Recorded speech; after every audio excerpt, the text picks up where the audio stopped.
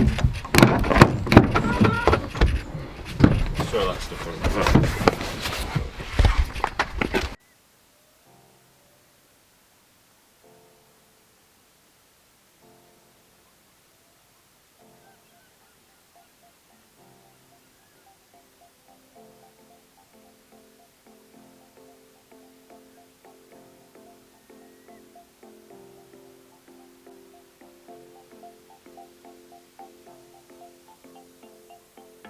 Hello and welcome to today's video. Are you somebody who cares about their game and spends a lot of time practicing? Well, this video is going to help you stop making the 3 most common mistakes made on a driving range. Yes, today I'm going to get into a really good simple video which is going to talk about 3 common mistakes we all make. Yeah, we all make, no matter if you're a beginner, intermediate, advanced player, professional. We sometimes all make these mistakes out on the driving range. So let's get straight into today's video. So if you are a brand new viewer, don't forget to smash that subscribe button. If you already a subscriber, don't forget to hit that bell notification to see what videos coming up. Remember, I bring daily content which helps you play better golf and ultimately enjoy your golf further. So what are the most common 3 mistakes made on the driving range?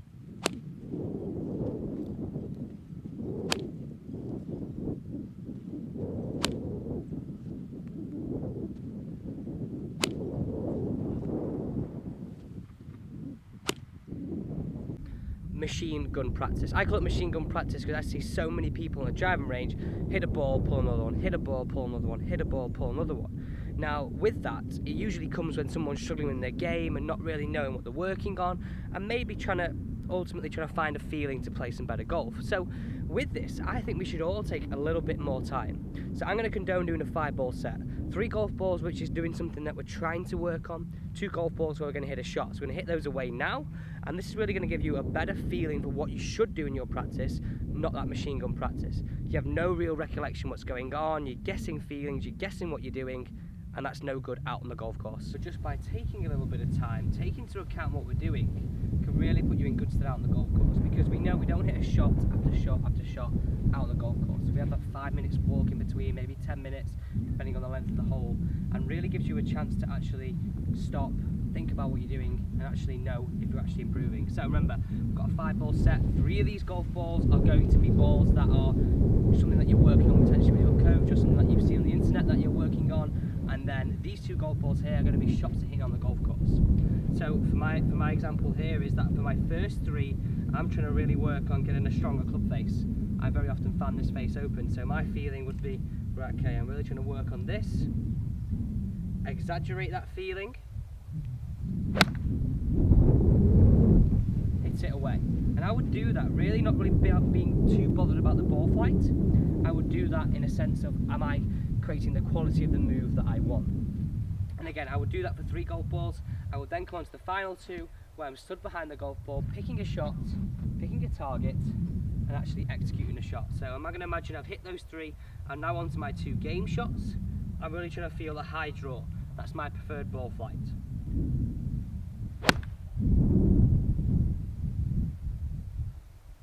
So again, I've got that clarity between what I'm doing in my practice.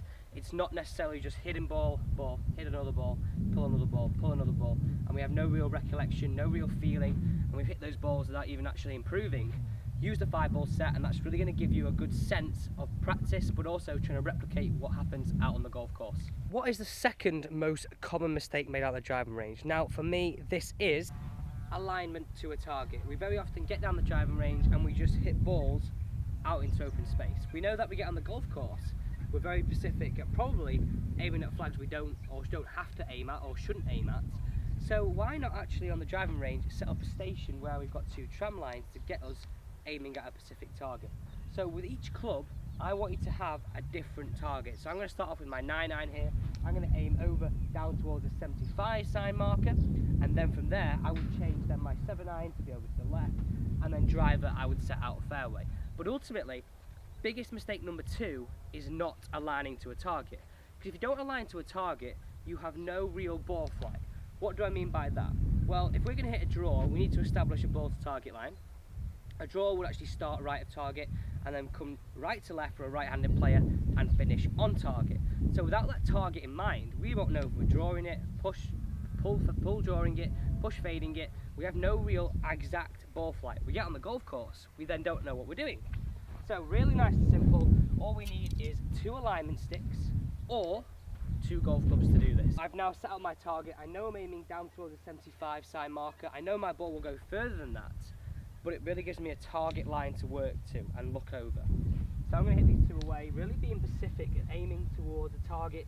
I'll know what ball flight I'm creating and I'll know exactly where I'm aiming. Because another common fault is that we always aim to the right of target, always aim to the left. I'm that person that always aims to the right. So if I can get myself neutraled out on the range, it definitely helps me out on the course.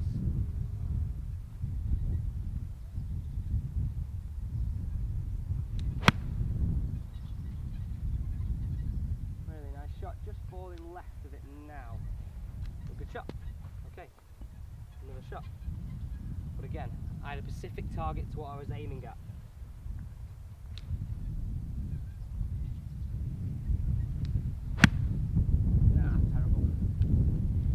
But if I wasn't aiming towards the target, I could have classified that as a draw.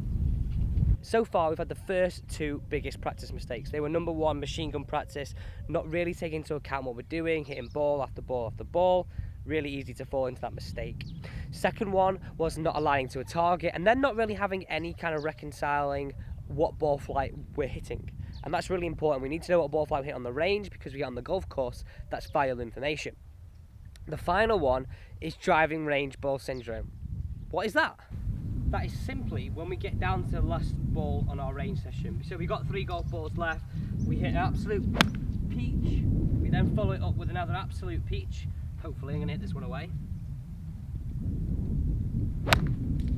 Okay, 2 really nice shots. Now I know I've got no more balls to save a bad shot. So driving range ball syndrome is when we get down to that last golf ball of our session.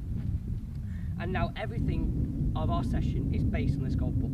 So if we hit a good shot, we classify this as a good range session. Hit a bad shot, we then take those bad memories away and we recognize and we kind of associate this session with a bad range session. So this tip is in 2 aspects. One, I want you to spend the last 15 golf balls of your practice session playing out 2 holes on your golf course, or 3 holes, whatever you want to do. And I want you to make sure you hit a good shot on each of those shots. And it's almost putting yourself in a pressure situation which replicates the golf course. But also, it's not tarnishing your practice session with the brush of your last golf ball. So if we hit a good one, we hit a bad one, we need to say, right, okay, well, hit a bad one. Remember what other good stuff I did in that session. If you hit a good one, fantastic. Take those good feelings and take them away. But really, if you hit a bad one, really go through the whole range session and realise that actually, I did hit plenty of good shots, I did hit plenty of good things, I did work on the good aspects of my game, and I feel like I improved. 1 golf ball is not going to make the difference to your round.